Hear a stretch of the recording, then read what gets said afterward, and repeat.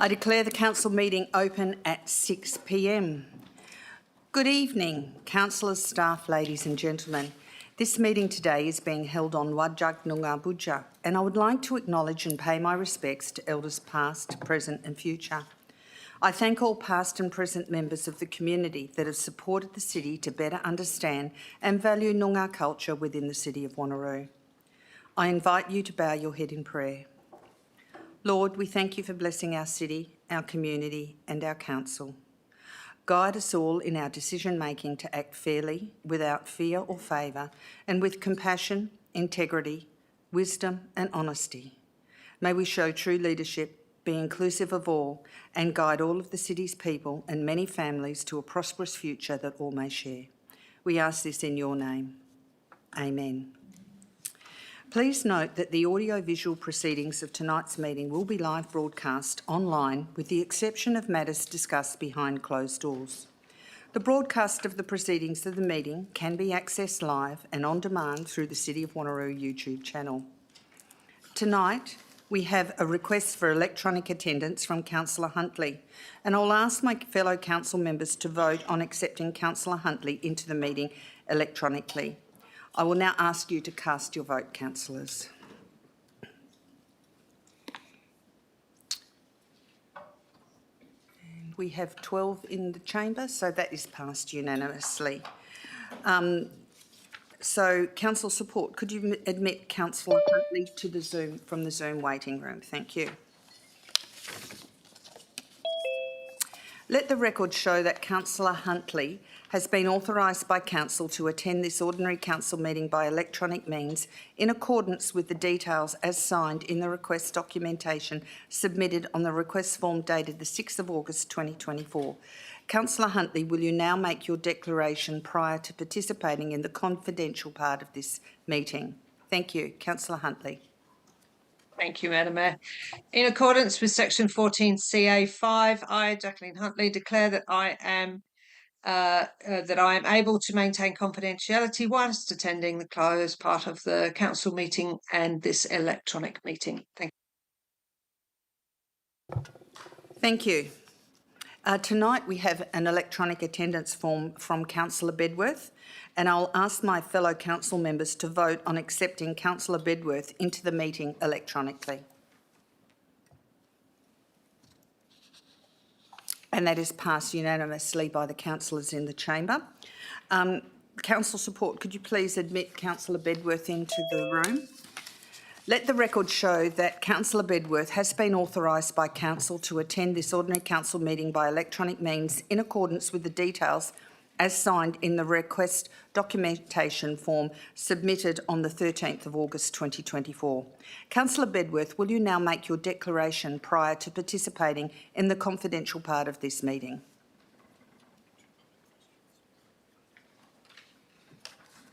Councillor Bedworth, could you just give us your declaration, please?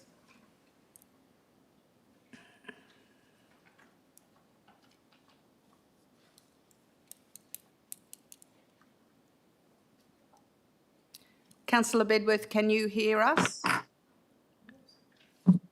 I hear anything, I'm afraid. Can you hear us now, Councillor Bedworth?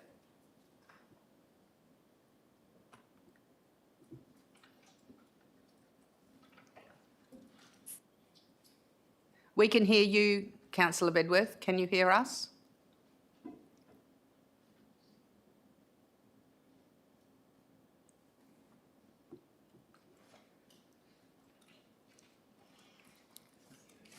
What's the answer? I can hear you now. Oh, awesome. Councillor Bedworth, could you please read your declaration prior to the start of the meeting? Thank you. Thank you.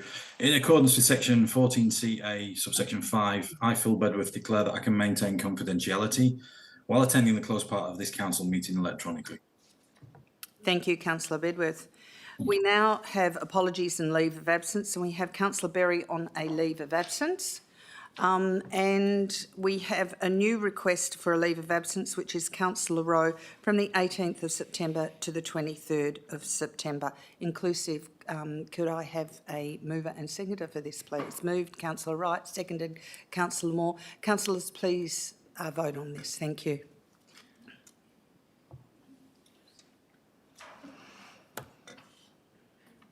And that is passed. We've gone to 13. We had 12 in our previous voting, so we have 13 here. 14. Oh, it's the two councillors that have been let in. Thank you. Okay, we now go to public question time. The following general rules apply to public question and statement time. Public questions and statements should only relate to the business of the local government and should not be a personal statement or opinion. Only questions relating to matters affecting the local government will be considered at a council meeting, and only questions that relate to the purpose of the meeting will be considered at a special council meeting. Questions may be taken on notice and responded to after the meeting. Questions may not be directed at specific council members or a city employee. Questions are not to be framed in such a way as to reflect adversely on a particular council member or employee. First priority will be given to persons who are asking questions related to items on the current council meeting agenda, and second priority will be given to public statements. Only public statements regarding items on the council agenda under consideration will be heard. Each person seeking to ask questions or make a statement may address the council for a maximum of 3 minutes each. And so we have two people on the councillor question register. And first is Daniel Kingston, and he wants to speak to item 7. He has a question and a statement about petitions. Mr Kingston, would you like to come and take the podium and give us your name and the suburb you live in? Thank you. Thank you. My name is Daniel Kingston and I live in Edgewater. First I'll open with a question, which is, I would just like to request confirmation that the petition which was presented at the council meeting last month will be voted on this evening. It's on the agenda to be voted on this evening. Thank you. Thank you. And then speaking to some Wanneroo residents outside, I just have a couple of further questions. The advertising of the Metropolitan Scheme amendment relating to Woodvale Drive, what advertising occurred at the local government level and what advertising occurred at the state government level? Mr Dixon? In terms of the Metropolitan Scheme amendment for the land that was discussed at the council meeting, I think 2 meetings ago, there was no public advertising undertaken by the City of Wanneroo with regard to the Metropolitan Scheme amendment. But the City did provide its comments back to the West Australian Planning Commission. Thank you, Mr Dixon. Mr Kingston? Thank you. A further question. At the last council meeting, there was a fair amount of discussion on the ability of the Planning Commission to concurrently amend the district planning scheme if there is an amendment of the Metropolitan Region scheme. From looking at the Planning and Development Act, that first requires a formal consultation with the local government. Has a consultation occurred? Mr Dixon? Through you, Mayor, the City did receive some consultation. I'd have to take notice in terms of the detail, but the City did receive some notification of the early engagement with the proponent. In terms of formal engagement, I'll take that on notice and provide a full response to Mr Kingston. Thank you, Mr Dixon. Mr Kingston? Thank you. Further on that point, as I said, if there is a concurrent amendment by the Planning Commission, that at first a consultation must occur with the local government. I've looked at the delegated powers that are delegated to the CEO.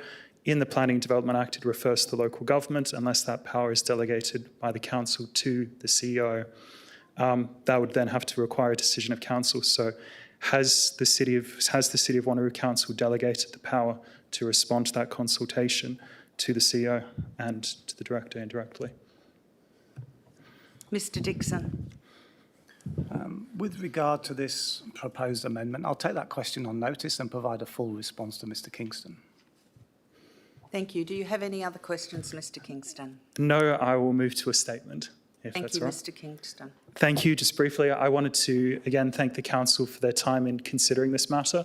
I know that there's been different elements to it, but to update the members on what has occurred since. There has been discussions with the state member for Kingsley, which represents Woodvale, and she's willing to consider, at least from what I understand from our discussions, consider and assist in trying to find what is the best outcome for the residents. For what the council is also probably aware of, that the City of Joondalup took a decision at last month's ordinary council meeting that the City of Joondalup would support the City of Wanneroo if they were of the mind to commence a structure planning process, and there was also a request to the City of Wanneroo for that to occur. So the outcome, which is the important bit, it's not necessarily so much to do with the direct elements of the petition text. It's about trying to say what is the best way for the residents in Woodvale to be protected and what might be externalities from the development, whether that's an increase in traffic movements, whether that's impacts on the environmental factors for the regional park, whether the council is of the mind in the future to go forward with a structure plan. In my opinion, that is the best way to lead the development and lead the outcomes to say what should occur on the site. So I know it is, in some ways, it's been considered an uncommon process, but the powers are there within the legislation in cases where there are uncommon circumstances. And I would submit this is Thank you, an Mr. uncommon Kingston. You've had circumstance. 3 minutes. Thank you. Thank you very much for coming to council. We have also got Rosalind Casey who wants to ask some questions. Ms. Casey, would you like to come to the podium and just give us the suburb that you live in? Thank you.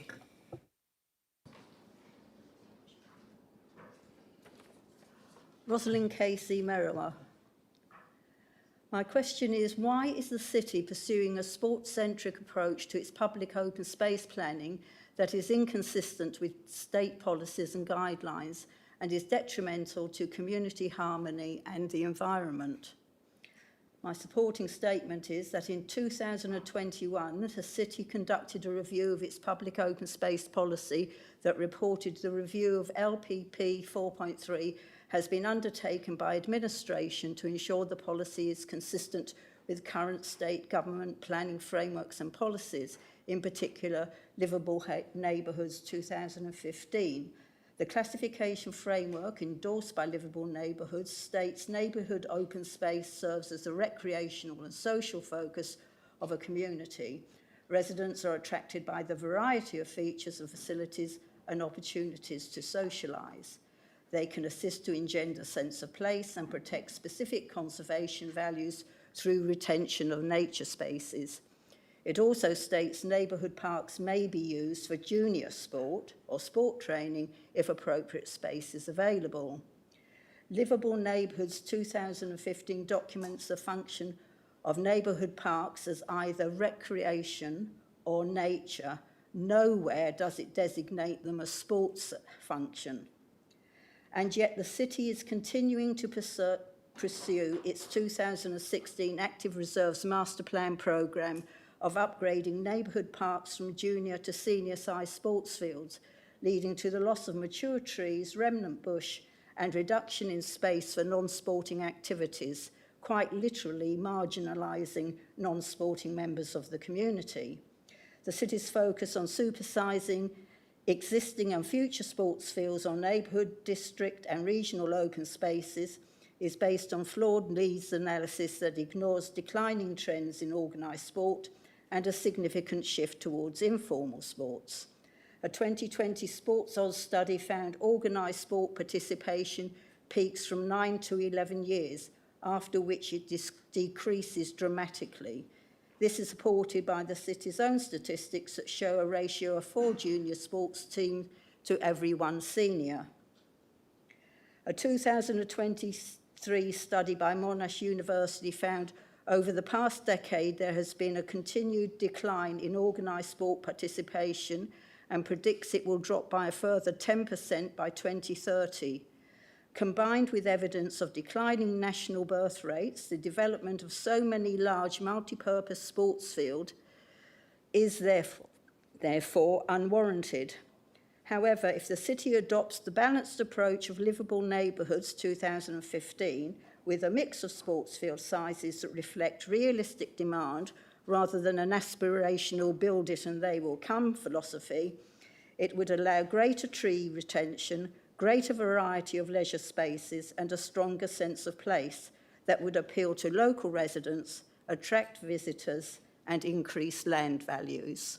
Thank you. Thank you, Ms Casey. Mr Dixon, would you like to respond to the question at the beginning of that statement? There's quite a few comments that were made in that statement. But as a high-level response, I think my observation is that the city's local planning policy provides for a balanced need of different types of recreation, sporting and conservation usage within our public open space. That's the intent of the policy, to reflect the community's need. I would also contend that there is a significant demand for the use of our sporting facilities that the city provides. And indeed, the policy also reflects the needs of the local community. So I'm happy, Mayor, to take the detailed points that were raised on notice, but my overall view is that the city's current policy is fit for purpose and does provide for a balanced need of our local community. Thank you, Mr Dixon. Are there any further questions from the public gallery? If there are no further questions from the public gallery, I now go to item 4, confirmation of minutes. OC 10824, minutes of the ordinary council meeting held on the 16th of July 2024. Do I have a mover and seconder for the minutes? Moved Deputy Mayor Rose, seconded Councillor Wright. Councillors, could you please vote on whether to accept the minutes, unless you've got something to state?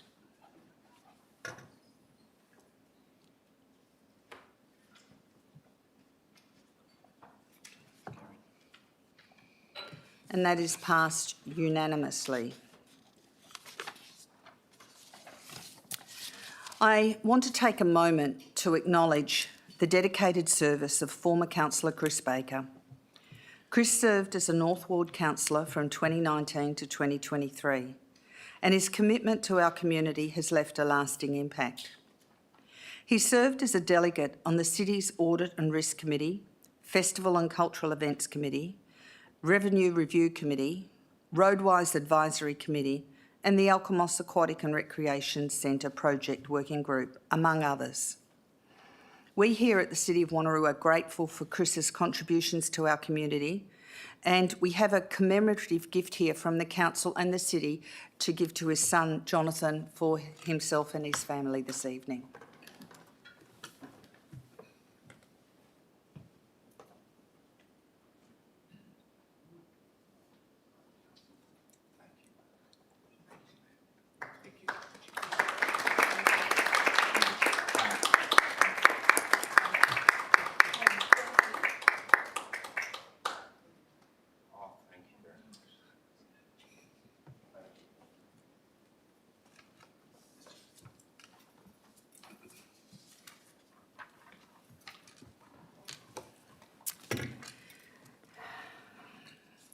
Our City of Wanneroo Director of Corporate Strategy and Performance, Nolene Jennings, has been recognised at WALGA's 2024 Local Government Awards Honours Program. Ms Jennings received the Local Government Distinguished Officer Award, which recognises those who have provided an outstanding contribution to the sector. A well-deserved acknowledgement for Ms Jennings' 30 years of service to the WA local government sector. Ms Jennings has been an integral member of the city's executive team for the better part of a decade in the role of Director of Corporate Strategy and Performance, and has overseen the Directorate with strong leadership and organisational integrity that has carried through not only the organisation but the community. Congratulations, Nolene. Thank you.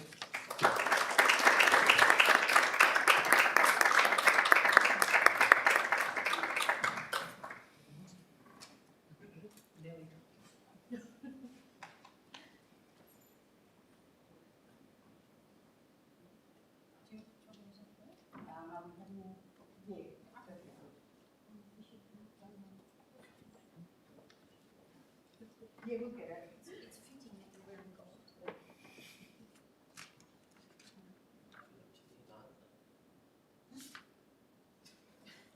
What's that? Here we go. Are you taking one or? Yeah. What did you say? Double voting. Sorry? You were on both screens. Oh.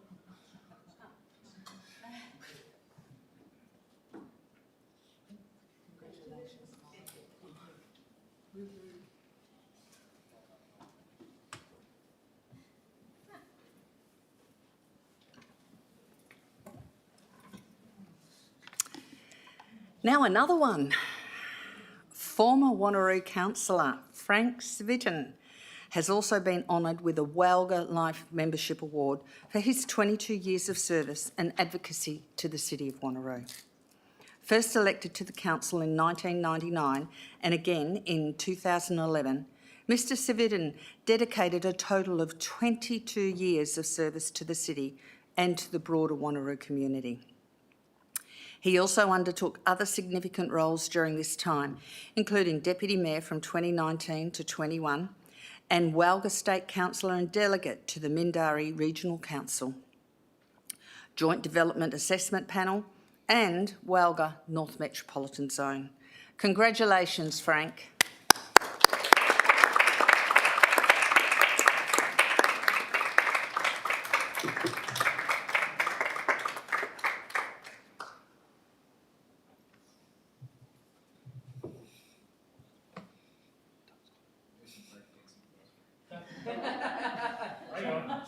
Ray Gun.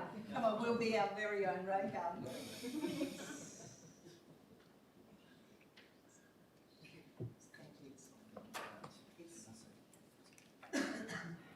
Frank wants to say a couple of words.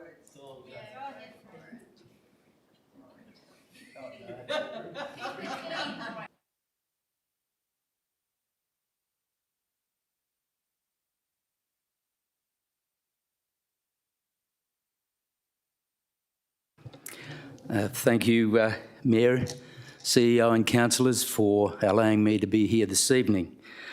And I'm so grateful to be here after 22 years of service in local government. But I really want to reiterate my position on to have received this honorary award of life membership. When I joined the council in 1999, council saw fit to elect me to the very first Walga State Council, and I've treasured that moment from that day on. The then president was Ricky Burgess, or sorry, the CEO was Ricky Burgess, and I had a great aspirational relationship with her, and she mentored me through the whole local government process. Through the first 10 years, I really found my feet, so much so in the year 2009. The late, goodness gracious me, Troy Pickard, who I do miss a lot, he and I got on very, very well, asked me to become a panel member with him to look for a new home for Walga. We looked at two sites. We looked at 170 Railway Parade and also a site near the Raffles Hotel in the city of Melville. That one did not come to fruition. I then left local government in 2009 and I came back in 2011 when actually 170 Railway Parade came back and they renegotiated a deal which really set the groundwork for this organisation. Can we imagine what local government would be like without a third party like Walga? It would be a very difficult situation, and the unity between Walga and local governments has been a great bond. So much so that only a few years ago, the membership of Walga was at 100%. So I just want to thank really Russell Fishwick, who actually I found out later did speak with Councillor Rowe, and Councillor James Rowe, I believe, nominated me with discussions with the Mayor, etc. And I really appreciate that nomination. I'll value this for the rest of my life. But without the City of Wanneroo, I wouldn't have had that opportunity to actually be a part of this State Council. So I just really want to thank the City for being the actual starting point for me to be here. So thank you very much. But one last thing I want to say is that my wife, Silvana, has put up with me for these last 22 years, and I really appreciate what she's done for me to allow me to be a part of this council. And I just hope that I've made the right decisions for the community And I thank you all very much for allowing me to say a few words. Thank you. It's our pleasure, Frank. And yes, Silvana, you are always, it's the partners that always make the sacrifice that aren't seen publicly. So thank you very, very much for all you've done. You've been a team together, and both of you together have served our city and the people of Wanneroo really, really well. Thank you very, very much. Okay, I would also like to acknowledge the finalists and winners of the recent WA AusContact Awards. The City was a finalist for the Customer Experience of the Year Process Transformation Award. Wanneroo Acromotion was recognised in the Engagement and Culture category, and Customer and Information Services Systems Administrator Justin Hovey was a finalist in the Operational Support Professional category. Well done to our finalists, and we also have some winners here. A huge congratulations to our winners. Team leader of our Customer Relations Centre, Pearl Bohr, was named WA Team Leader of the Year. Is she here this evening or not? No, she's not, but we've commended her for her success in this situation. In fact, I must admit, my daughter, who's a customer relations department, won the customer relations service there. She texted me on the night and said, the City of Wanneroo have won this and the City of Wanneroo have won that. So I was quite excited to find out we'd won. And everyone also, there's another project that we won an award for, and that was the Jadu Connect project, which took out top honours in the Customer Engagement Initiative of the Year, Digital Transformation Technology. This project was a huge collaborative effort with teams across the city pulling together to implement the required changes. Fantastic work from everyone involved. Well done again to everyone involved, and hopefully we're going to the nationals, guys. We win at the National Awards in November. So we're on the target to win nationwide. So moving on to item 6, we have questions from council members. Are there any questions from council members? If there are none, I'll move to the next part of the agenda. So we now go to item 7, petitions received.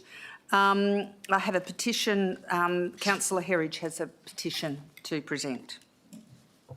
Yes, thank you, Mayor. I'd like to present for Council's consideration a petition of, I can't tell you, of 371 signatures, and the consideration is for that Council does not initiate the Scheme Amendment 215, rezoning of various lots in the Woodvale locality from rural to urban, and that Council supports the creation of a structure plan in partnership with the City of Joondalup prior to any scheme amendment for Lot 900 Wanneroo Road, Lot 26 Woodvale Drive, and Lot 803 Ancestor Retreat, and the concept developer structure plan be opposed for the following reasons, and there's a number that have been listed here. Thank you. Do you have a seconder for that petition? Anybody? Deputy Mayor Rowe. Thank you.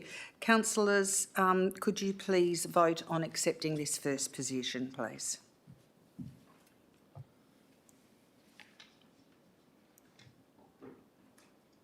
I think we've got 14 and that's passed unanimously. We now go to a petition which I am presenting, and it's a request by the Carramar Shamrock Rovers Football Club to increase the lighting to the sports grounds at Grandis Park to a minimum of 150 lux. There are a total of 226 signatures, consisting of 106 signatures identifying as residing within the City of Wanneroo. Do I have a seconder for this petition? Councillor Miles. Councillors, could you please vote to accept this petition?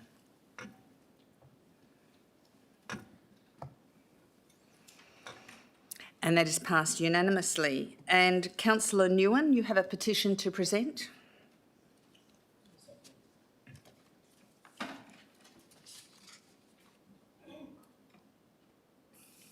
Yes, I do.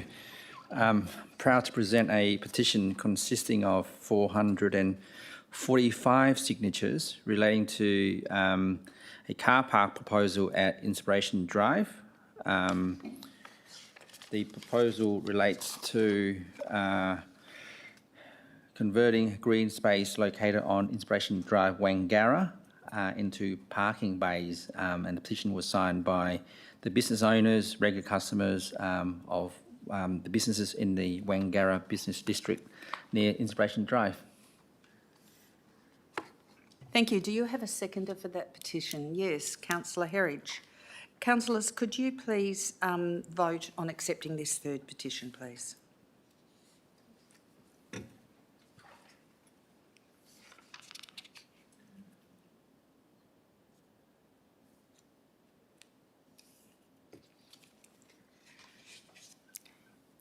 Thank you. We have an update on other petitions within the agenda. We now go to item 8, reports, and we go firstly to planning and sustainability.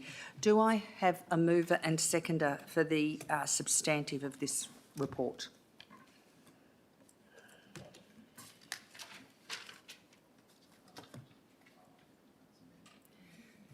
Are you moving the amendment or the substantive? You happy? Okay, so Councillor Wright will move the substantive, and who will second the substantive? Councillor Herridge. I understand. I'll understand Councillor Rowe has an amendment. Would you like to move that? Mayor, just for clarification of process, would you like the substantive to be spoken to first and then the amendment, or are you inviting me to move that amendment now? Well, do you want to speak to the substantive, Councillor Wright? That's okay, I can reserve my right, Mayor. Councillor Herridge, do you want to speak to the substantive? No, I think the report speaks for itself. Okay, Councillor Rowe, would you like, have you a seconder for your amendment? Yes, Councillor Miles. Thank you. Councillor Rowe. Thank you, Mayor, and I do apologise to council members for not having circulated this around earlier. It was resolved today. It is in your packs, and I will read it slowly just for the record, even though I believe it's on the screen. It's to add a 7th point to the recommendation to request that administration present a report to the next Audit and Risk Committee meeting explaining the invoices referred to in attachment 2. The reason that I felt, in consultation with Councillor Miles, that this was appropriate to have it as an additional recommendation is it will not disrupt or delay the scheme amendment process, nor will it prevent or delay the administration from being able to get that authorisation they need for the invoices that have been issued. We just believe that it is appropriate, given the matter does relate to financials, that it be brought before Audit and Risk for there to be able to be having a discussion behind closed doors. A broader conversation that I will want to bring up with the CEO at some stage is the terms of reference of Audit and Risk are not direct enough as to what meets the threshold for when reports should be presented to the committee, but I think we should always err on the side of caution, given that Audit and Risk committees can assume responsibility and liability for what goes on in the organisation.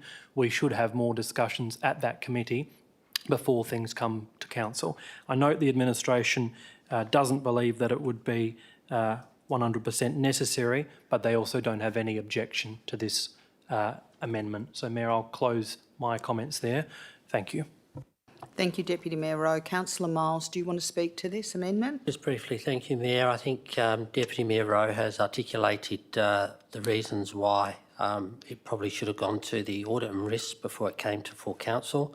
I'm happy to support the amendment, and I ask council to approve the small amendment before we move to the substantive. Thank you. Do I have any speakers against the amendment? Yes, Councillor Nguyen. So that just relates to the invoices in the attachment 2. I understand there may be some other invoices that may not have been generated until a later stage. Would that need to come to the Audit Committee as well? Mr Dixon. Thank you, and through you, Mayor. So if there are future invoices, they would have to be presented to Council for Council to authorise the issuing of the invoices until the scheme amendment is gazetted. Okay. Thank you. Any other questions, councillors? Any speakers against the amendment? Councillor Bedworth, I can't see your face, but I understand you've got a question. Would you like to ask a question? Sorry, that's the only point at which the camera focuses on the card. Thank you, Mayor, and forgive me not being there tonight to see the pack, and I can't read what's on the screen, I'm afraid. Just my question relates to the amendment and how does that interact with point number 6? Are we going to approve all tax invoices and then talk about it after? Or do we need to remove item number 6? Deputy Mayor Rowe, did you want to speak to that? Thank you, Councillor Bedworth, for the question. The intent is that if the amendment is successful, Council would approve the invoices. However, a subsequent report would be presented to the Audit and Risk Committee meeting, not merely for noting, but would that be being the main intent, that at that Audit and Risk Committee meeting there'd be a further opportunity to provide the context and the information as to how the situation arose. I just thought it was an opportunity to close that situation after the fact without delaying the administration's need to progress the item. Thank you. Any other questions? Just one more, if I may, in follow-up to that. Yes, Councillor Bedworth, go ahead.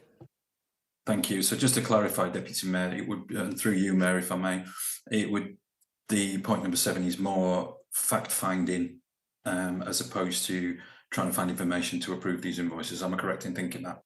Deputy Mayor Rowe? Yes, and I probably hurried it through when I read it, Councillor Bedworth. 7 says, requests administration present a report to the next Audit and Risk Committee meeting explaining the invoices referred to in attachment 2. So it's just an opportunity to have more discussion, more context and more information to that committee, which does consist of every council member. So there would be further opportunity for everyone to be involved. Perfect. Thank you. Thank you, Mayor. Thank you. Any other questions? Is that a question, Councillor Wright? Yeah. Yep. Thank you, Mayor. It was just a question in regards to a point that Councillor Bedworth brought up, just in regards to any councillors attending online. Are there packs being presented to them of what we receive in our green folders at the moment? Because I do have some governance concerns about that. That actually isn't in relation necessarily to this item. I'm sure we can, Mr Mathewson can investigate. I'm sure they were possibly emailed to them, but we're talking about the amendment at the moment, not governance. Mr Matthews? Through the Chair, the documents are placed on the hub. If we have time to get copies out as well via email, then we do, but this was a late addition to the meeting packs. Thank you. Okay. Any other questions on this? If there are no other questions, are there any speakers against the amendment? If there are no speakers against the amendment, councillors, please cast your vote on the amendment.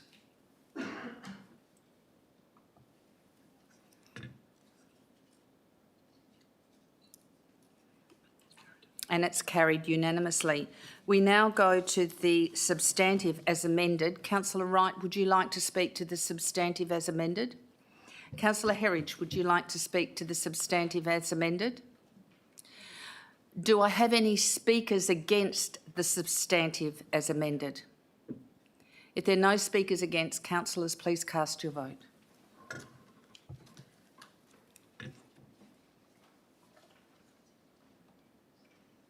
And that is passed unanimously.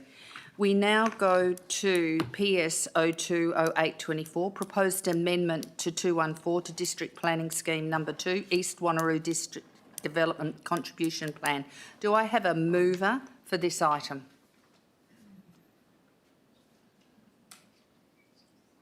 Councillor Herridge, do I have a seconder for this item? Councillor Parker. Councillor Herridge, would you like to speak to this item before the amendment comes from Councillor Miles? No, I think I'll leave it to Councillor Miles. Thanks, Mayor. And Councillor Parker, would you like to speak to this before the amendment? No, thanks, Madam Mayor. Councillor Miles, do you have a seconder for your amendment? Yes, Mayor, Councillor Wright.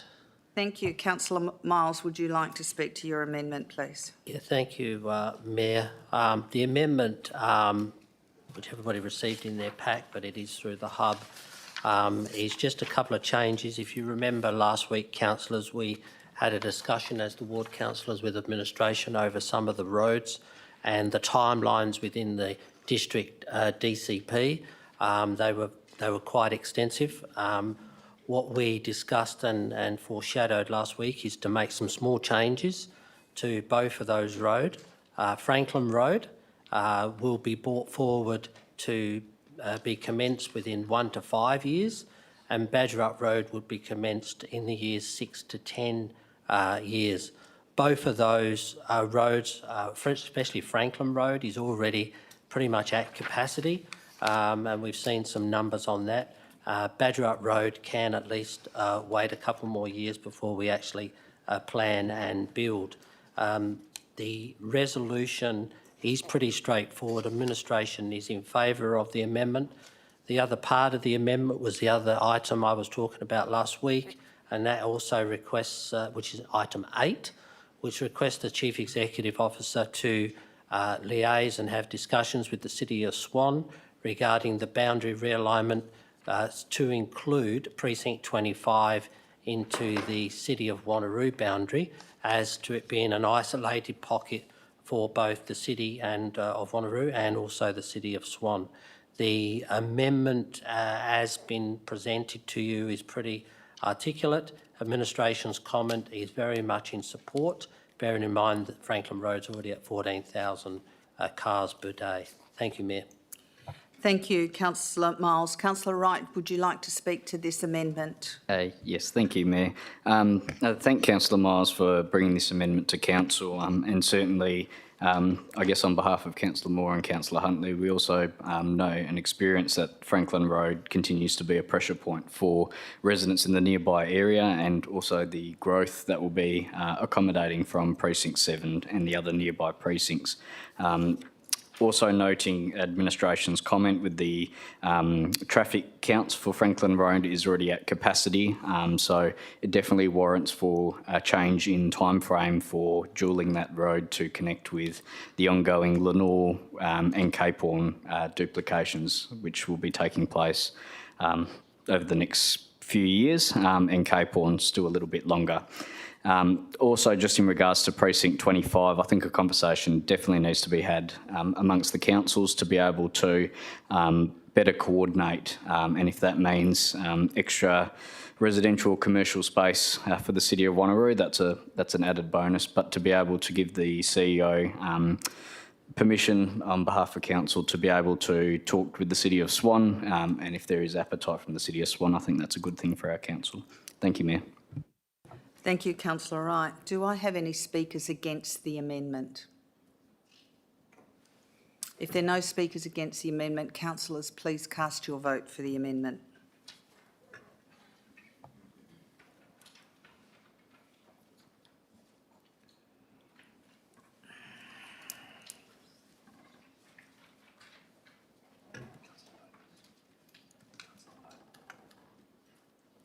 Can't see the vote.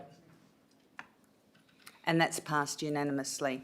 So now we go to the substantive as amended. Councillor Herridge, would you like to speak to the substantive as amended? No, thank you, Mayor. The report's fine for me. Thank you. Councillor Parker, would you like to speak to the substantive as amended? No, thanks, Mayor. Are there any speakers against the substantive as amended? If there are no speakers against the substantive as amended, councillors, could you please cast your vote?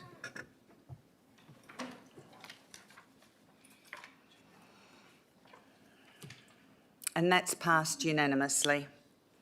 We now go to item PSO 30824, preparation of Amendment 221 to District Planning Scheme Number 2, normalisation of land in the East Wanneroo Cell 9, in brackets East Lansdale, agreed local structure plan number 57 area. Do I have a mover and seconder for this? Moved, Councillor Herridge. Do we have a seconder for this? Councillor Seif. Councillor Herridge, would you like to speak to this? No, not really, Mayor. I think the report is perfect as is. Just glad to see it come through. Thank you. Councillor Seif, would you like to speak to this? No, thank you. Do we have any speakers against this report? If there are no speakers against this report, councillors, please cast your vote.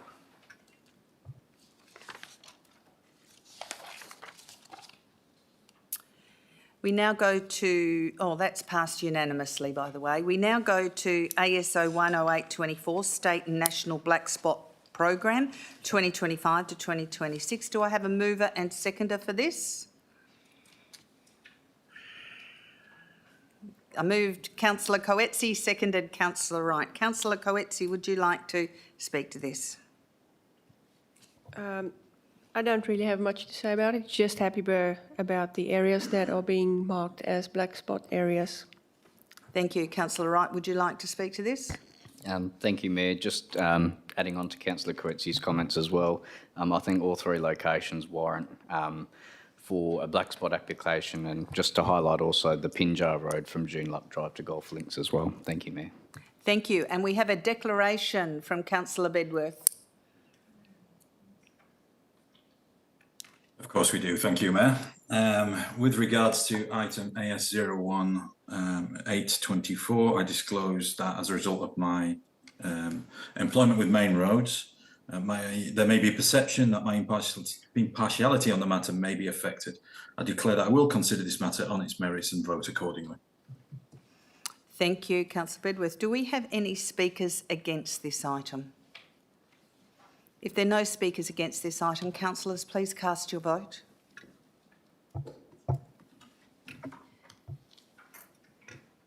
And that's passed unanimously. We now go to item ASO 20824, the tender 23194, provision of cast in situ concrete footpaths, shared use paths and crossovers. Please note there are confidential attachments. If you want to refer to any confidential attachments, we will have to go behind closed doors with the mover and seconder. Do I have a mover and seconder of the Deputy Mayor Rowe, seconded Councillor Smith? Deputy Mayor Rowe, would you like to speak to this item? Councillor Smith, would you like to speak to this item? Thank you, Mayor. Only to mention that I am glad that the tender has a low carbon concrete inclusion. So, yeah, that's great. Thank you. Really cool, isn't it? Do I have any speakers against this tender? If there are no speakers against this tender, councillors, could you please cast your vote?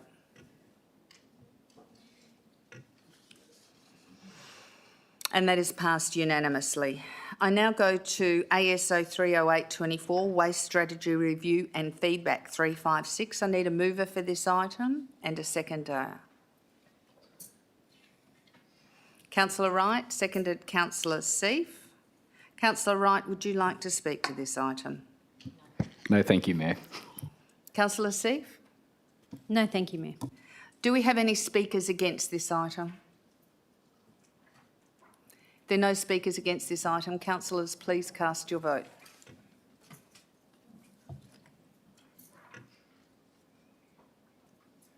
And it's passed unanimously. We now go to CPO 10824, 2024-25 Community Sporting and Recreation Facilities Fund, Small Grants Funding Round, moved by Councillor Coetzee, seconded by Councillor Figg. Councillor Coetzee, would you like to speak to this? Yes, please. But first I have a declaration of impartiality. Me too. With regard to item CPO 10824, I disclose that I'm a member of the Yanshep Sports Club. As a consequence, there may be a perception that my impartiality on the matter may be affected. I declare that I will consider this matter on its merits and vote accordingly. Thank you. Just quickly, I have a conflict of interest on this with CPO 10824 with regard to that item, and I disclose that I am a social member of the Wanneroo Sports and Social Club. As a consequence, there may be a perception that my impartiality on the matter may be affected, and I declare I will consider this matter on its merits and vote accordingly. Any other declarations while we're here? Okay, Councillor Coetzee, would you like to speak to this item? Thank you. I want to give a big shout out to the Yanshep Sports and Social Club. Their hard work in saving up $167,571 towards a synthetic green. This Yanshep Sports Club is growing rapidly and is amazing to see the progress. Bowls used to be seen as a sport for the older generation, but now it's attracting a younger crowd as well. The club has expanded significantly in the past few years, and I'm incredibly proud to be a member. This year, the club's Tuesday Ladies Pennants team clinched the flag and all the other pennant teams moved up a division. The bowl scene at the Yanchep Sports Club keeps growing stronger every day. However, the volunteers are struggling to maintain the grass greens, and unfortunately they weren't up to standard for this year's pennant season. The club desperately needs a synthetic green since they currently have only grass greens. Wanneroo Sports Club have one synthetic green, and Quinns Rock Sports Club have two. They've also received assistance from federal and state governments in the past. A synthetic green would bring numerous benefits to the sports club. It would allow year-round use, incorporate accessibility features for community members with disabilities, cater to an aging population, support daytime use by school groups in all weather conditions, and enable the club to host state-level competition events. I urge all of my fellow councillors to support this recommendation tonight that the Community Sporting and Recreation Facilities Funding Programme application to be submitted to the Department of Local Government, Sport and Cultural Industries for the 2024-25 small grants round, and I sincerely hope that the club receive this grant it needs. Thank you. Thank you, Councillor Coetzee. Councillor Figg, would you like to speak to this item? Yes, thank you, Mayor. Very briefly, I just want to throw my full-throated support behind what Councillor Coetzee's just said. I love that club. I love attending when I can. I'm not a member, unlike the good councillor over there and yourself. But I know that the work and the service they provide to the community allows for people to socialise, allows for people to stay fit. It allows for people to get out and about and enjoy the sunshine, not just at the beach or the national park, but actually engaging in some organised activities. So with that in mind, I do hope that everyone can throw their support behind the application, and thank you for considering it. Thank you. Do I have any speakers against this item? If there are no speakers against this item, councillors, please cast your vote.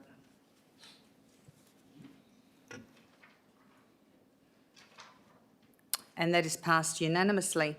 I now go to CPO 20824, the Alkimos Open Spaces Master Plan. Do I have a mover and seconder for this? Moved Councillor Smith, seconded Councillor Figg. Councillor Smith, would you like to speak to this? No, thank you, Mayor. Councillor Figg, would you like to speak to this?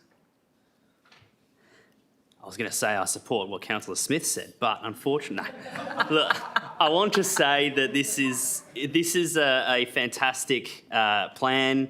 It's comprehensive. It includes an array of sports. It's been very well developed in catering to all the sports that do exist throughout our beautiful city, and I am really, really glad that it's come to us today. Thank you. Thank you. Do I have any speakers against this item? If there are no speakers against this item, councillors, please cast your vote.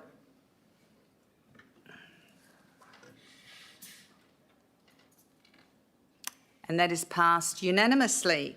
I now go to CPO 30824, the Flag Management Policy. Do I have a mover and seconder for the Flag Management Policy? Moved Councillor Parker, seconded Councillor Seif. Councillor Parker, would you like to speak to this? Very happy with the report as is. Thank you, Mayor. Councillor Seif, would you like to speak to this item?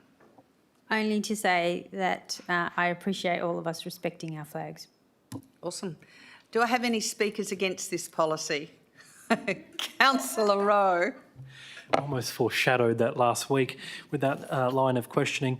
Mayor, I appreciate the answers that we got from the administration and the circumstances they're seeking to respond to through this policy. However, in light of all the information we've been told about what a policy should do, which is add value, this one I don't believe does. It just simply refers back to national protocols. That can be handled through a management procedure. And when we're trying to be more efficient as an organisation and streamline the policies that we do have, within several weeks of having that discussion as a team, then bringing in a new policy, I don't believe that's in line with that direction. So I will not be supporting this report. Thank you, Deputy Mayor Rowe. Do I have a speaker for it? Councillor Herridge. Thank you, Mayor. Only just to, I see and hear what Councillor Deputy Rowe is saying. But in the same, I just wanted to put it out there that I see where admin's coming from. They're taking a stand and actually giving the community where we are on this and respecting the flag and what we have, and this is the policy and this is where we sit. So whilst it may not add as much value as some of our others do, I still do believe this is adequate and will be supporting. Thank you, Councillor Herridge. Do I have any speakers against? Pardon? Oh, Councillor Bedworth, are you speaking against? Yeah, I'm speaking against, Mayor. Thank you. Just to reiterate what the Deputy Mayor's just said regards to the value that's to be added by this. It's my belief that although I recognise the intent and I recognise the work done, and what I'm about to say is not to denigrate anything done, I just think it's a superfluous policy that we are adding to the books, especially when it refers back to the flag protocols, which then ultimately have a caveat that adds the fact that should there be any local request, then that should be referred back to the local council anyway, and we're not tidying that up. So whilst I appreciate the intent and I appreciate the effort, I do think it needs a bit more work, and so won't be supporting it. Thank you. Thank you. Do I have a speaker for? Yes, you haven't spoken yet. Yes, Councillor Seif. Yeah, she seconded it, but she reserved her right. She didn't speak to it. Sorry?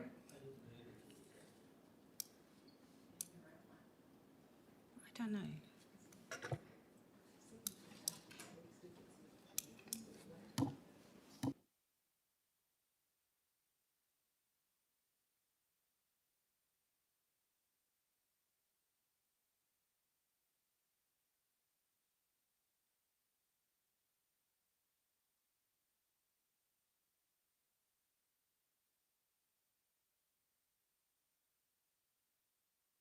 So we go to 5.5, motions to be seconded. Point 3, a member seconding a motion is to be taken to have reserved the right to speak on the motion later in the debate. That's the standing orders. Councillor Seif, go ahead. Thank you, Madam Mayor. I'd just like to say that I do hear what Deputy Mayor Rowe is saying, and I do understand that the national policy already exists. The booklet is there, everything is laid out. However, there are no flag police. There's nobody to actually enforce that local governments adhere to flag protocols. I do know that this issue is very emotionally important to veterans, their families, our existing service people. In previous roles of mine, I would receive phone calls specifically about the position of flags and what order they should be placed in, whether or not they should ever be allowed to touch the floor, etc., etc. So in the interest of reassurance to the community who really care about this, I would ask that my fellow councillors support this motion. Thank you. Thank you, Councillor Seif. Do I have a speaker against this policy? Councillor Wright? Thank you, Mayor. Just iterating the comments that were spoken to before by those councillors, but also just wanting to add just in regards to maintaining those policies as well and having to go through the workshops and all the other meetings that are required when reviewing policy. And I just think with our organisation of our size, we need to prioritise and focus on the policies that are having a greater impact that actually have some substance to it. I think I understand where Councillor Seif is coming from and those other councillors that have spoken in support, but I just think whether it's a management procedure, whether it's a council resolution, I think there are other ways to deal with it. And particularly following on from that workshop we had, it just shows that I guess where policy development is, they need to provide council with guidance and provide administration with council guidance on what is expected of the council. And I think this is probably one of those things where councillors well, we'll find out whether they want to support a flag policy or not, but just to follow the protocols. So I don't think it adds any value. Thank you, Mayor. Councillor Moore, did you have a question? Thank you, Madam Mayor. With this policy, I guess the feedback that I've received since our last meeting was from administration's point of view, it was quite difficult to accept or decline at the flag request. So will this policy actually help administration with that going forward, or does this not tie the loop up for it?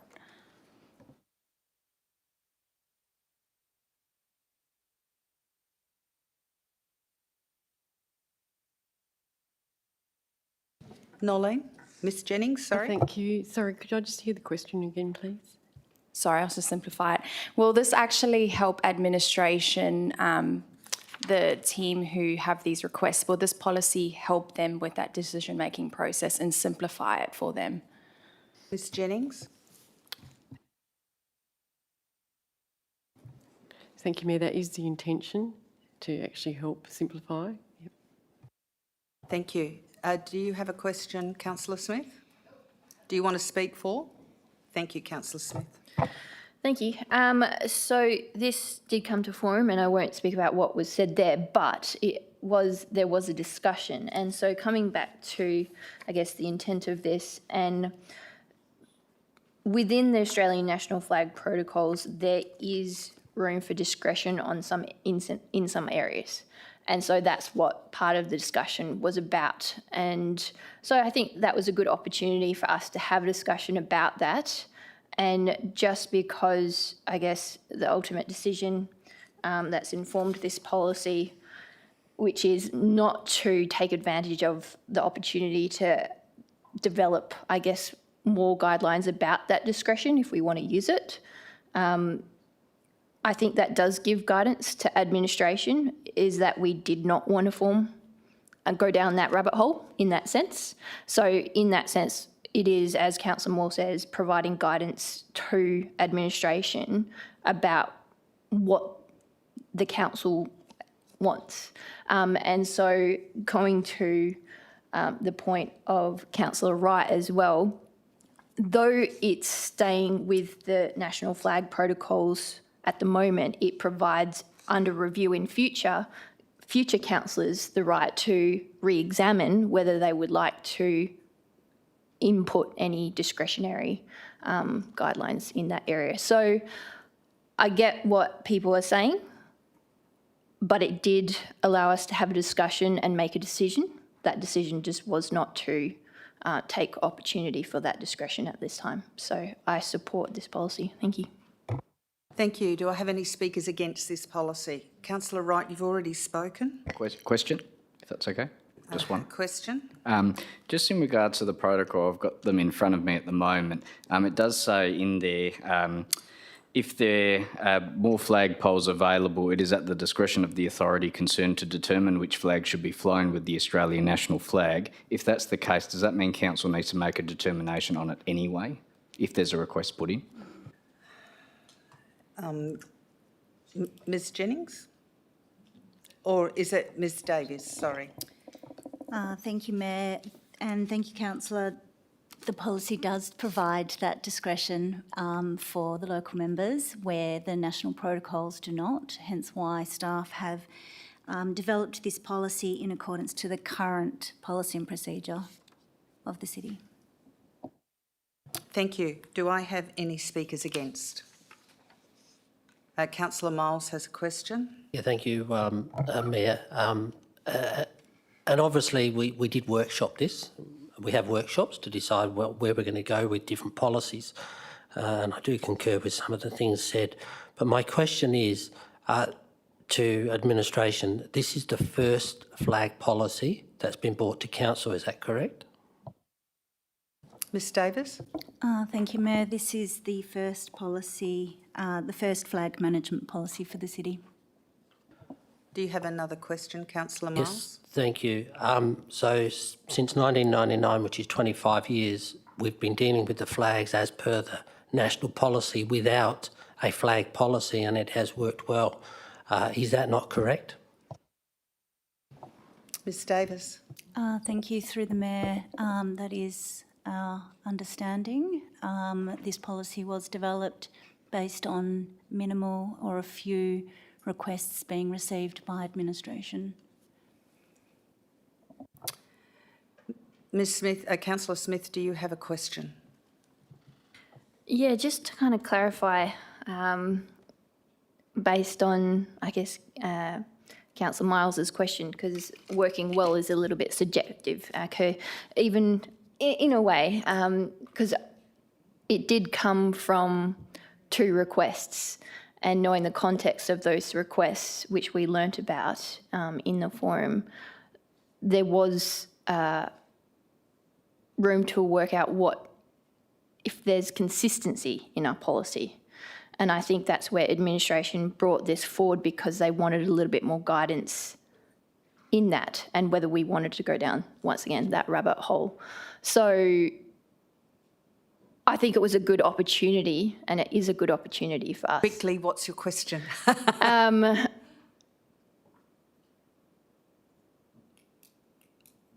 The question is, did those 2 requests cause administration to have questions to council about how they wanted us to proceed? Ms Davis. Thank you, Mayor. That is correct. It was those 2 or 3 requests to administration that spurred the administration's development of this policy that they've put forward to you today. Deputy Mayor Rowe has a question. He promises me it's a question. It's a question. So does that mean that by adopting this policy, we will be referring to national protocols that give discretion back to the local government to use that discretion on individual case basis? Ms Davis. Thank you, Mayor. Through the Mayor. The Australian national flag protocols do stand as the protocols that the city must follow, and then where further clarity is required, the administration can refer back to this policy.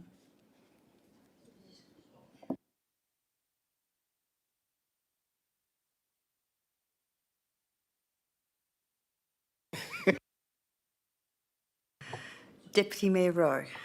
I'm sorry, Mayor, but to refer back to this policy then refers back to the protocols. So I'm just really seeking the administration's guidance. Maybe the better question is, how does this add value in a way that a management procedure initiated by the CEO would not? Mr Parker. Thank you, councillors, for your questions tonight on this item. I think if we cast our minds back to the forum, the administration had received some requests and had battled with handling those requests and brought quite a comprehensive policy to council in terms of how we might like to handle those requests. There was some robust discussion without going over all of those issues, and a very clear direction, we think, was given in terms of just abiding by the national protocols. And now, hence, you have a policy in front of you that reflects that. Now, whether you adopt the policy or not, we will still be guided by those principles. As time goes on and issues arise, we may decide to put those back to council or summarise those within a policy. I can understand both sides of the argument. I can understand where Councillor Rowe's coming from in terms of saying that it's quite circular in terms of what we're discussing tonight, and I can also understand the other points of at least the administration have some really clear guidance in terms of the national protocols. Either way, I think we've got some very clear direction from the elected group. Thank you, Mayor. Do I have any, have you spoken, would you like to speak, ask a question, Councillor Nguyen? Once we adopted this policy, to what extent can we amend the policy that may be inconsistent with the national protocol?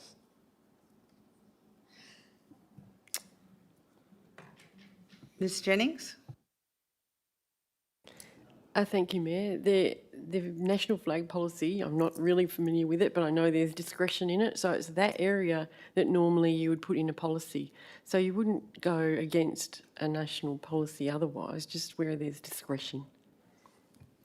Thank you. Do you have another question, No, Councillor I guess Nguyen? if we were to adopt a policy being our own policy now, why can't we change our policy that fits our own purpose, if that was the case, and which may be inconsistent with, the protocol that may be available, nationally. I guess, are we allowed to do that legally? Ms Coles.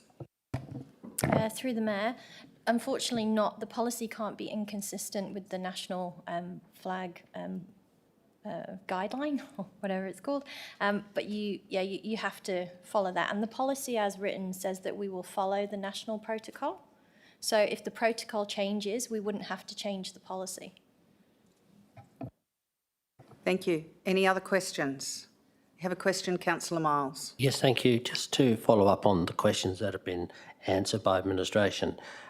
So within the national flag guidelines and policy, there is some discretion in there for local councils to use their discretion. If we had 3 requests over the last couple of years to fly flags for different reasons or half-mast or whatever, why was those not presented to council for approval, which is what administration are asking us to do? That when there is one of those discretion points, it's got to come to council. Otherwise, who's going to approve it under the national flag policy? Ms Davis. Thank you, Mayor. Thank you, Councillor. I'll need to take that historical question on notice. However, in learning the lessons from the past, there is a item 7 in the policy that says dispute resolution can be a matter that will be submitted to the CEO. And I'll take the first part of your question on notice. Thank you. Do you have another question, Councillor Wright? Thank you, Mayor. Yeah, I just did have one, just in regards to the policy, and obviously policies don't contain any delegations, and from my understanding, we don't have any delegations in the register to delegate to the administration any requests for optional flags to put up. So essentially, would this policy then become redundant because there's no delegations set in the policy or in the register? Which means the local government authority, the default powers are to council, unless they're delegated to the administration through delegation. So therefore, council is the decision maker for any discretionary flags, regardless of whether we have a policy or not, because there's no delegation in the policy or in the register. Sorry, it's a very wordy question, but...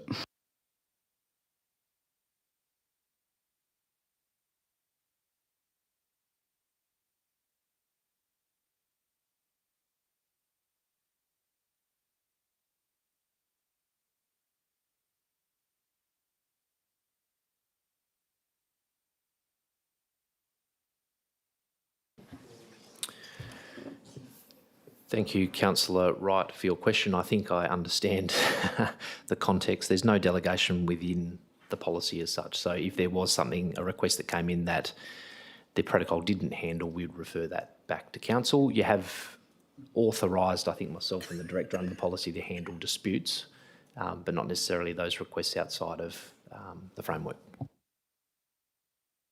Councillor Parker, you have a question? Thank you, Mayor. Yes, thank you, Mayor. With a growing multicultural population, does administration foresee more requests coming to admin and council? And this, again, is the question, would this policy be assisting in that? Ms Davis. Thank you, Mayor. Thank you, Councillor. As I am aware, there have been 3 requests, up to 3 requests from our growing community, hence why administration developed the draft policy for you today to help provide some assistance moving forward. Thank you. Councillor Nguyen, do you have a question? Wants to speak against it. Thank you, Councillor Nguyen. I have changed my mind. I was going to speak for the policy in terms of transparency, consistency and accountability for having a policy in place. And it will ease, I guess, reference for our residents who need to rely on a policy if they were to make a request. But having heard from all the questions and the answers, I'm persuaded to vote against this policy because I don't see any benefit or value to be having a policy that does not seem to allow us any more discretion than what we already have. It just seems like, you know, to have a policy that we can't make changes to it and be reliant on the national policy with any changes that we make and we're still submitting to it, means that why bother having a policy at all and be responsible for managing it? And potential, you know, cost, time, of effort of reviewing this policy time and time again. And I think we do have a lot of things we can focus on and prioritise than this policy. And I didn't expect us to spend so much time on this item. It started with one voice and it's, I think, spread, you know, to myself. So I am opposed to this item. Thank you. Thank you, Councillor Nguyen. Councillor Bedworth has had his hand up for a question for a while. If he can ask a question, then we'll go to you, Councillor Coetzee, for a question. Thank you. Thank you, Mayor. And the audio keeps dropping out, so forgive me if this question's already been answered. But my understanding is that, and from the forum, is that this policy came about as a way of providing guidance to administration in dealing with those requests outside of the flag protocols. Where within this document in front of me is that guidance? I can't see it. So if I could be pointed out to me, I can see clause 7, dispute resolution, but I can't see anything that provides that. So if that could be pointed out to me, that'd be awesome.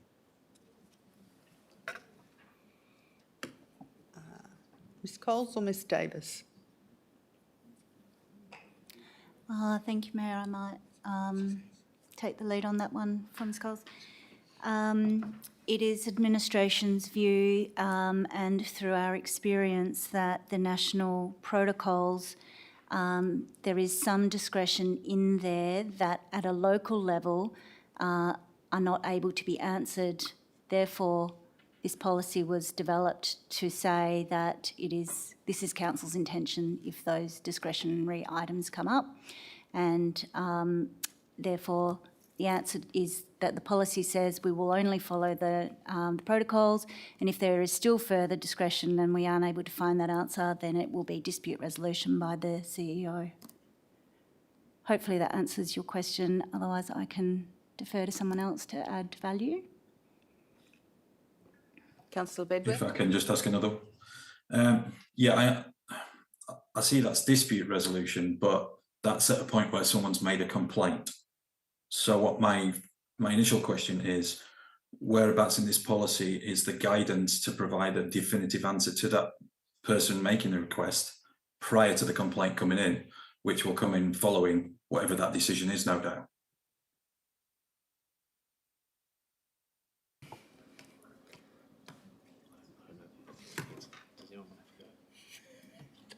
I think we don't have, I just want to make a statement here. I think we don't have the Australian national flag protocols, and this policy is written in accordance with that and to abide by the Australian national flag protocols.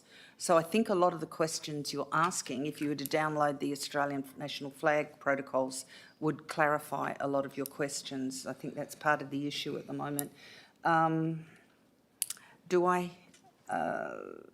Do we want to defer this item and have the national flag protocols in front of us as we make the decision, or do we want to go ahead and make a decision on this?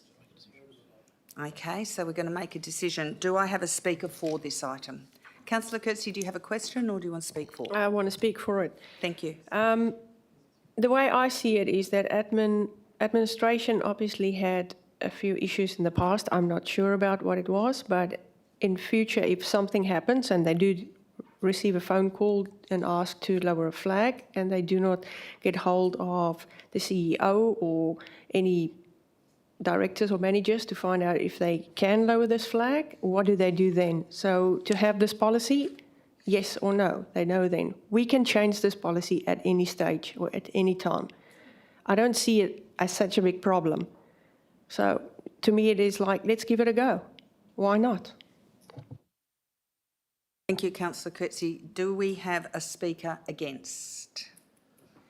If we have no speakers against, Councillor Parker, would you like your right of reply? No, thank you, Mayor. I think that we've spent more than enough time on it to make a decision. Okay, councillors, I ask that you cast your vote on this item, please.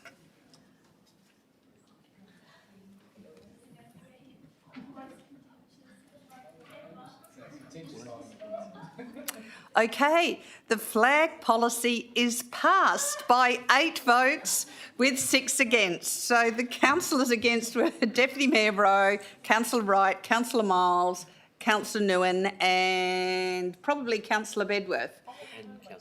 And Councillor Huntley. And those 4 were, well, I know it was myself, and I can't see the names anymore. Councillor Moore, Councillor Sieve, Councillor Parker, Councillor Figg, Councillor Coetzee. So, and Councillor Smith, did you support it? Yes. So we got it over the line, guys. But thank you for your input in this discussion. Thank you. Okay, now we go to CSO 10824, warrant of payments for the period 30th of June to 30th of June 2024. Do I have a mover and seconder for the warrant of payments? Moved, Councillor Herridge. Seconded, Councillor Figg. Councillor Herridge, would you like to speak to this item? No, thank you, Mayor. Councillor Figg, would you like to speak to this item? No, thank you, Mayor. Do I have any speakers against? If there are no speakers against, councillors, please cast your vote.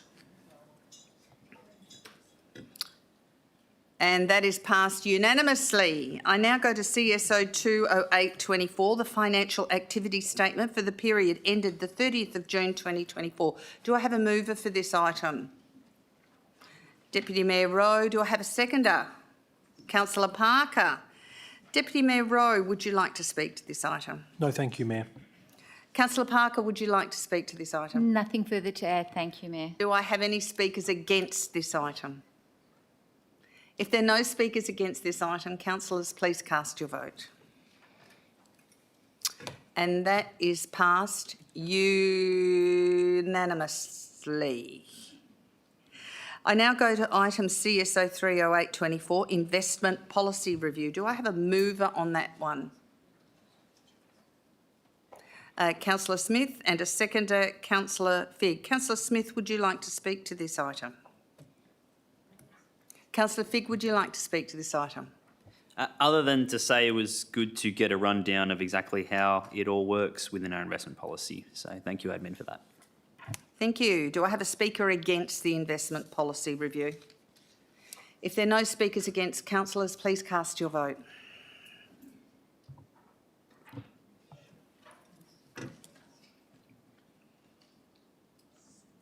And that is passed unanimously. We now go to CSO 40824, proposed closure of unconstructed road reserve portion Santorini Promenade, Alkimos. Do I have a mover for this item? Councillor Coetzee, do I have a seconder? Councillor Figg. Councillor Coetzee, would you like to speak to this item? Definitely. I was a bit worried when I read the heading about this, but after I've went through everything and went to Google Maps and even driven to it, I'm happy with it. Thank you. Councillor Figg, would you like to speak to this item? No, it's a very sensible use of the road, and I'm glad that it has come through. Good luck to whoever is developing it. Okay, just note that Councillor Nguyen has left the room. Oh, he's come back in now. Do I have a speaker against this item? If there are no speakers against this item, councillors, cast your vote, please.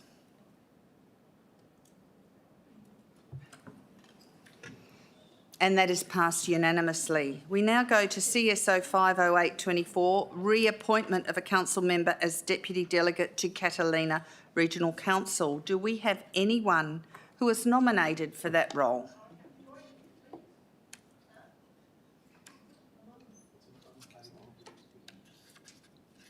Do we have Councillor Miles? Do you want to be a delegate on the Catalina?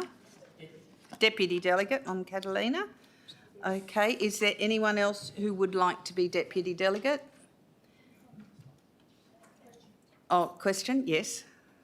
Sorry, Mayor, can we just clarify what night this is that this meets? Thursday night. Do you have a question, Councillor Moore? I was under the impression I was already a deputy delegate. We voted on this and Councillor Seif was the second deputy delegate. I was already one. Excuse me, Mr Matheson has an explanation. My apologies, through the chair, there was an error on the report that came to the last council meeting and your name was included in error there, Councillor Moore. So you're not actually a delegate to Catalina Regional Council. Deputy delegate or delegate? I did. Did I not vote for it when it came up last year? I was under the impression I was a deputy delegate this whole time. Through the chair, that's not what our records currently say. Councillor Seif became a deputy delegate in February when the position became vacant following Councillor Nguyen's resignation. Yeah, Councillor Moore. And again, so what nights does this meet and how often?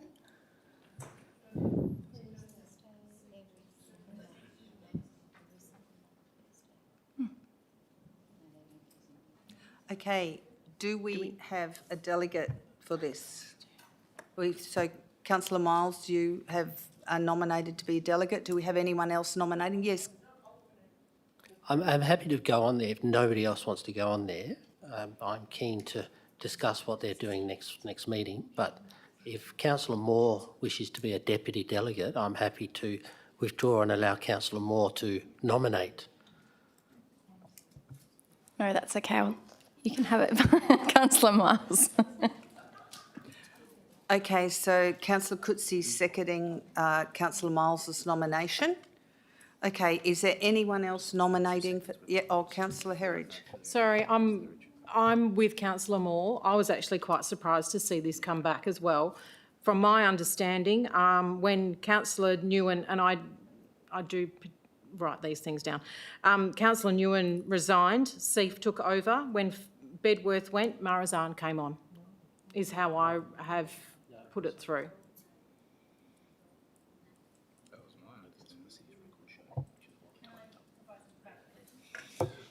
Yes, Councillor Seif. So just to clarify from memory, when this initially went to the vote after the election, I was voted on as a deputy delegate. When this came to council last meeting, I assumed that there was an error, that I hadn't been recorded initially, and that's why I put my hand up. But I was already a deputy delegate, hence why it's back here at this meeting. I can't speak to whether or not Councillor Moore was initially on there after the election. Ms Jennings. Thank you, Mayor. I have in front of me the minutes from the original meeting of elections of committee members. The original two delegates and their deputy delegates was Berry, a delegate, the deputy Bedworth, Coetzee delegate, Deputy Nguyen. Early this year, Councillor Nguyen resigned from the post and Councillor Seif became the new deputy. And just recently, Councillor Bedworth has resigned, and that was at the last council meeting, and Councillor Seif was nominated again, but she was already deputy. Incorrectly, Councillor Moore was written down as a deputy, however, Councillor Moore wasn't. So we've come back again because we can't have Councillor Seif twice. So we're after a deputy for Councillor Bedworth, having resigned. Okay, Councillor Moore. Can I put my hand up as well, please? Okay. Sorry, Councillor Miles. Councillor No. I will withdraw the nomination. Thank you, Mayor. Okay, do we have a seconder for Councillor Moore? Councillor Parker seconds Councillor Moore. Okay, are there any other delegates for this deputy position? Okay, so the recommendation is that council appoints Councillor Moore as deputy delegate to the Catalina Regional Council as per its terms of reference. Councillors, could you please vote on this item with Councillor Moore as the Deputy Delegate?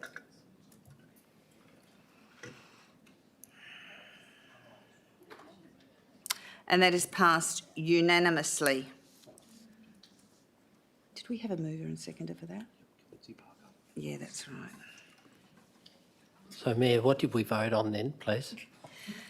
We voted on Councillor Moore being the Deputy Delegate, with Councillor Coetzee moving it and Councillor Parker seconding it. And Councillor Seif is only one Deputy Delegate, not two Deputy Delegates. I know you'd like to have me on there twice, but never mind. Okay, we now go to CEO 10824, Corporate Risk Profile Update, Risk Rated High, 554. Do I have a mover? Deputy Mayor Rowe moved. Do I have a seconder? Councillor Wright. Deputy Mayor Rowe, would you like to speak to this item? No, thank you, Mayor. Councillor Wright, would you like to speak to this item? No, thank you, Mayor. Any speakers against this item? If there are no speakers against this item, councillors, please cast your vote.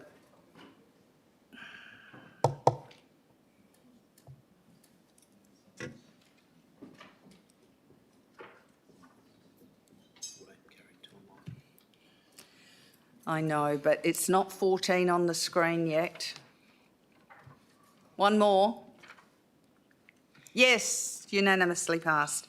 I go to CEO 20824, the annual review of the 3-year strategic internal audit plan. Do I have a mover and seconder? Moved. Strategic internal audit plan. Moved Deputy Mayor Rose, seconded Councillor Newen.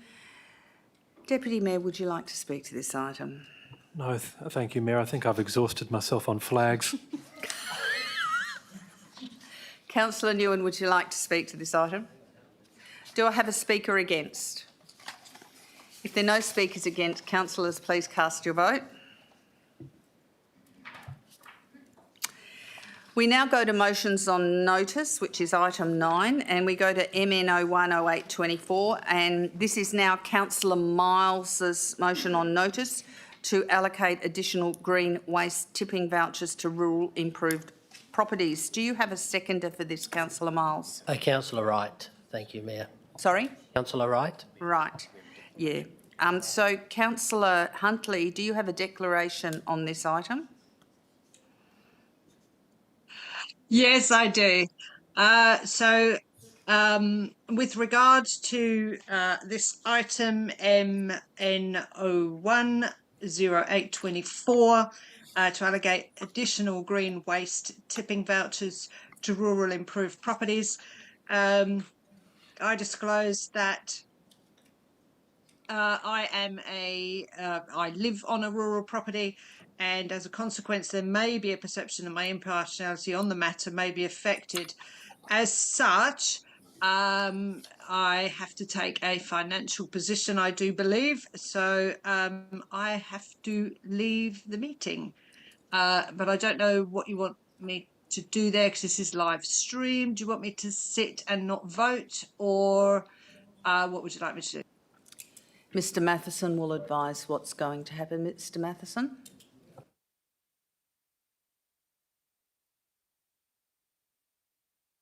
Councillor Huntley, could you please leave the meeting and then we'll readmit you after the item's finished? Okay?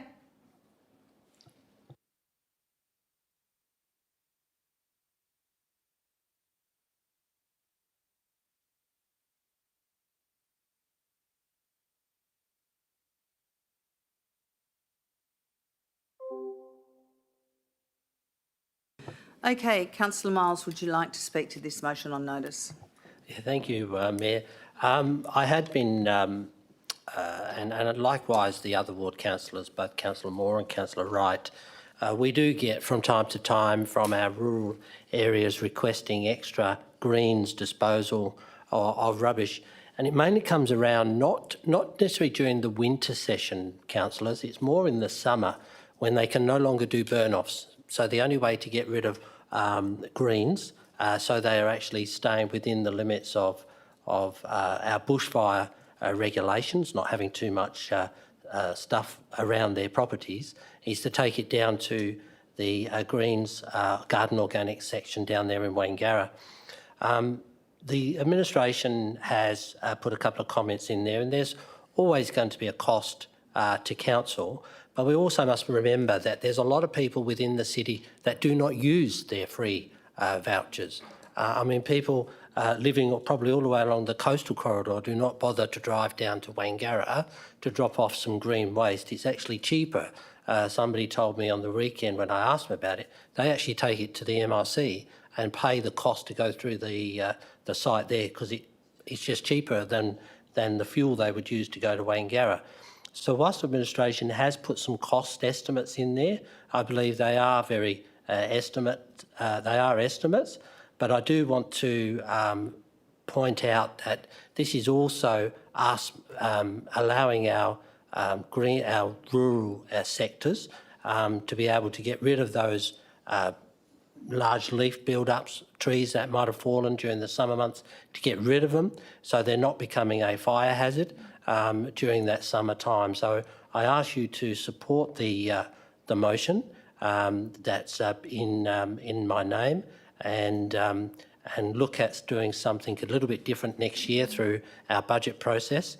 And the reason this wasn't done this year in the budget process is because timing just got away from everybody. Thank you, councillors. Councillor Wright, would you like to speak to this motion on notice? Thank you, Mayor. I didn't have time to do a speech because I didn't know I was seconding it. But just to, I guess, add some different comments from Councillor Miles, was just in regards to, obviously we've had a change in the bulk waste system, and obviously the actual limits compared to the old system to the new system is still the same. However, it's enforced this time. So there's that change that's been added to it, but something that always gets brought up every year, particularly with residents in the Central Ward, which obviously takes after Nangara, and I do end up catching a few other residents from other nearby suburbs, but something that always gets brought up with me, and I can never answer the question when it gets brought up by a resident, is when they pay their rates, I understand that it covers the district as a whole, but in terms of the city investing money in rural areas that are not qualifying for curbing for other facilities and services that currently all other established areas received, yet they still pay the same, if not more, to cover for other suburbs. So I think it just levels it out, even though they might not be getting the community centres or the physical infrastructure or the drainage or the whatever the services is, because they don't qualify because they're in a rural suburb or rural land zoning.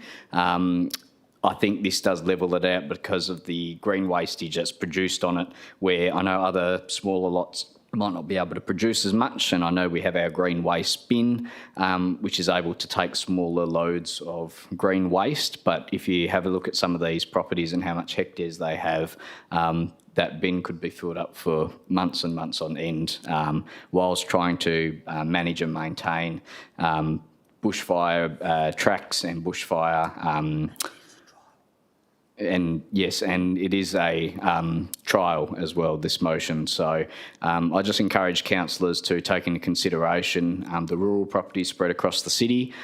We do have a lot, but just as a trial, on a trial basis, to be able to obviously offset that until we have our bulk waste collection system properly functioning at the moment, because we've only started it recently. So I think just to help our rural properties out just until the next budget so we can decide what's happening long term, I think it is a wise thing to help our rural residents out. Thank you, Mayor. Thank you, Councillor Wright. Councillor Smith, do you have a question? Thank you, Mayor. Just in the last bullet point, in admin's comment, it refers to refunds on unused passes, which would complicate waste management efforts. I just wanted to know a little bit more about how many requests for refunds on unused passes we get, and actually do we do that? Because that's quite interesting. Thank you. Yeah, thank you, Mayor. I'm personally not aware of any requests, but this is a potential for that one, given that this particular issue could highlight somebody to seek a refund they haven't used the vouchers. Thank you. Councillor Smith. because we give out a lot of passes, as have been referred to before, and many people don't use them, wouldn't it just be standard practice to refuse it because it's a, I guess, yeah, it's non-refundable. I just don't think that was, yeah, so I thought that would have been covered already. Mr. Singh? Thank you, Mayor. Look, I do understand people don't use the vouchers, and if the request does come under the current practice, they won't get a refund. But the point which this is highlighted here, there's potential for somebody to ask and raise it, saying that as a precedent, that if we're giving additional vouchers to other properties, potentially they can ask. That's the only thing which is highlighted here. Thank you. Councillor Kutsi, you have a question. I do have a question. So this is just for rural properties, because the reason I'm asking this, there is a couple of residential areas which is quite big as well, who also take a lot of green waste and also need a bit more vouchers. That's why I'm asking.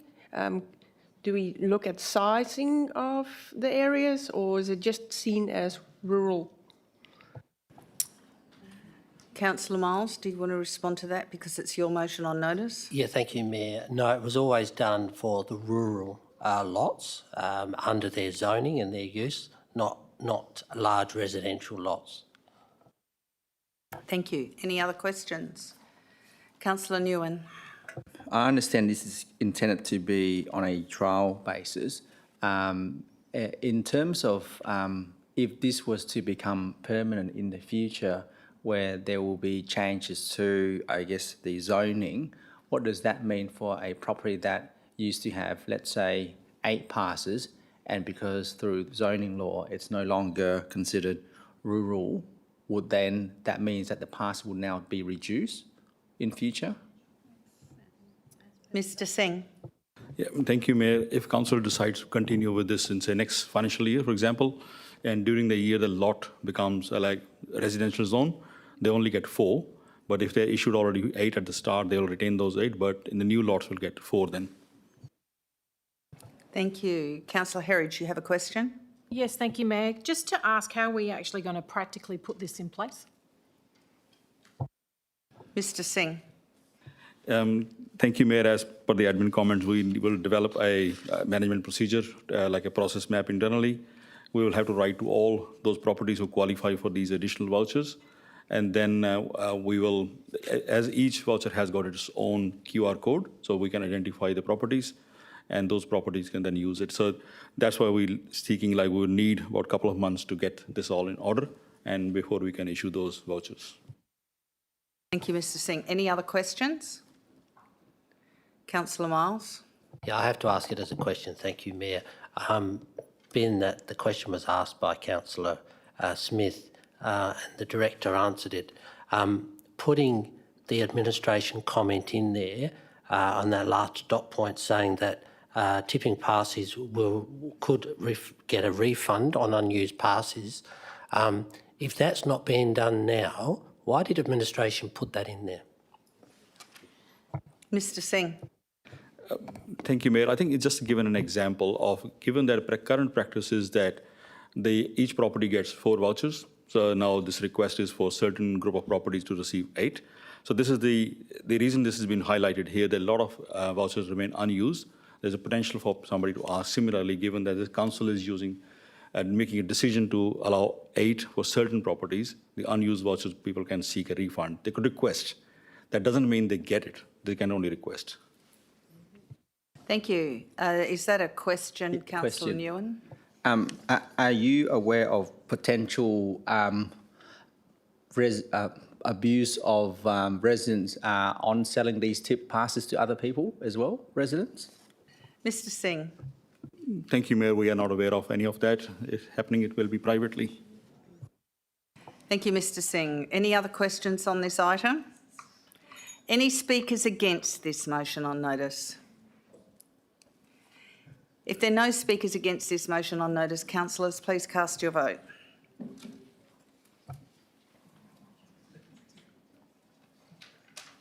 So we've got 13 for, and with Councillor Huntley out of the room, that is a unanimous pass. We now go on to MNO. Oh, we need to wait for Councillor Huntley back into the room. Okay, we now go to MN02 0824, Councillor Wright's motion on notice for mobility mapping development of a project proposal.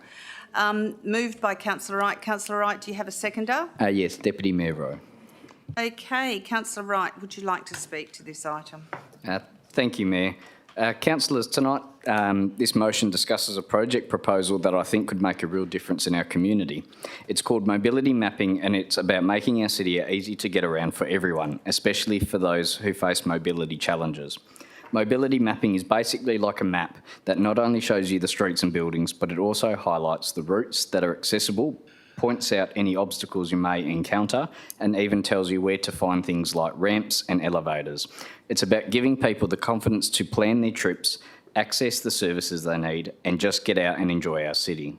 The technology used is strapped to a wheelchair, and someone measures the footpath geometry, and it gets transformed into a visual map for residents to use. It can assist by identifying missing footpath networks that may lead to public transport and key destinations, providing accurate and comprehensive data assessment, and adds new data sets to our existing management system. I truly believe that mobility mapping is a win-win. It aligns perfectly with our goals of creating a city that's inclusive and accessible to all. It encourages people to get out and about, which is good for their health and good for our local businesses. But most importantly, it sends a clear message that everyone is welcome and valued in our community. Other local governments across the country have implemented this, such as the example in the agenda tonight, the Townsville City Council, but also others like the Sunshine Coast Council, City of Kalgoorlie-Boulder and City of Melbourne.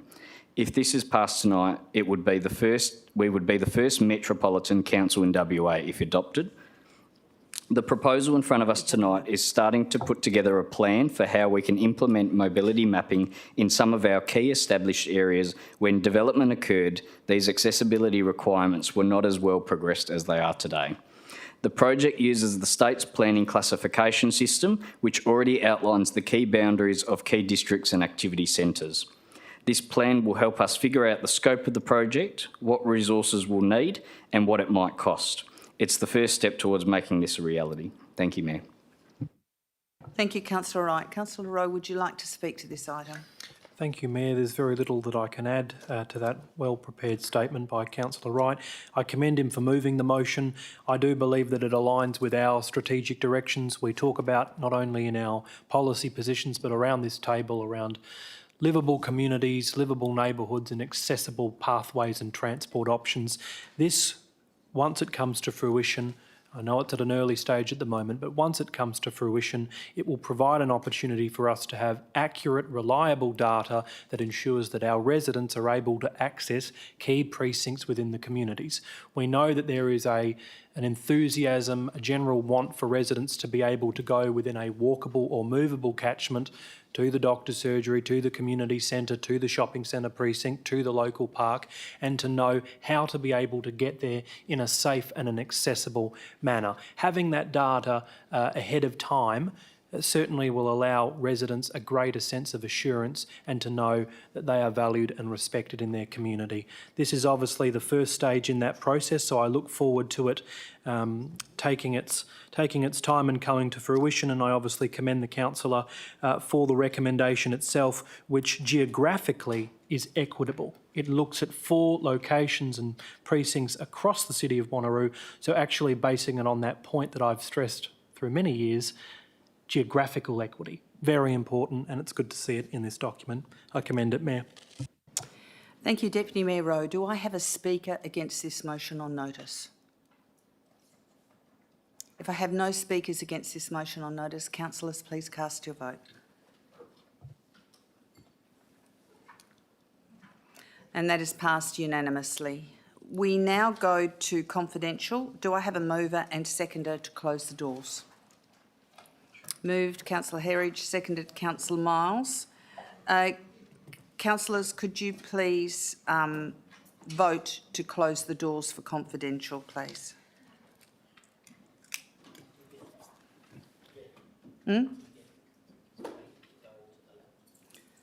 Frank,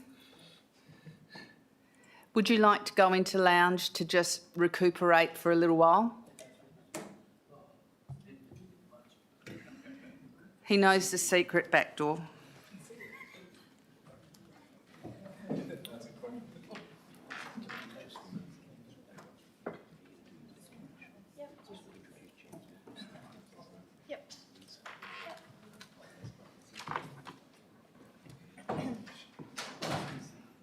We are now official. Oh, no, we're not in confidential.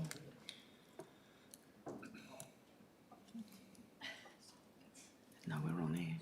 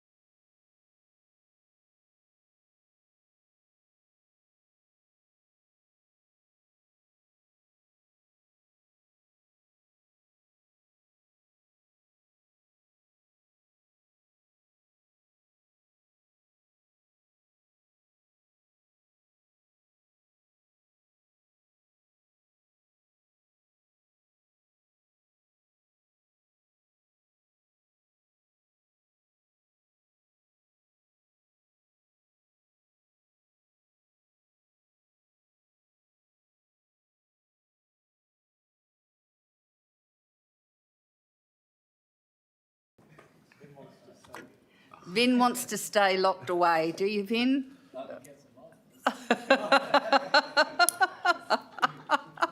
On that note, I declare the doors are open.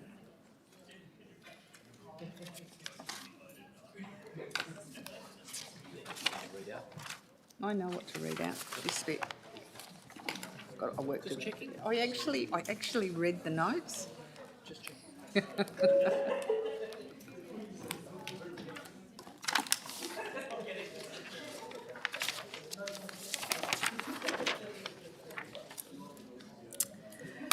So regarding item CRO 10824, the mover for this item was Councillor Miles, the seconder was Councillor Wright, and it was passed unanimously. The recommendation is that Council 1 endorses the recommendations as contained under the recommendations for Council's consideration heading in this report, and 2, authorises the Chief Executive Officer to provide Council's endorsed position to Mindarie Regional Council. Item 12, date of next meeting. The next Council members' briefing session has been scheduled for 6 p.m. on Tuesday the 3rd of September 2024 to be held at Council Chambers, Civic Centre, 23 Dundebar Road, Wanneroo, and I declare the meeting closed at 7:58 p.m. Thank you, councillors.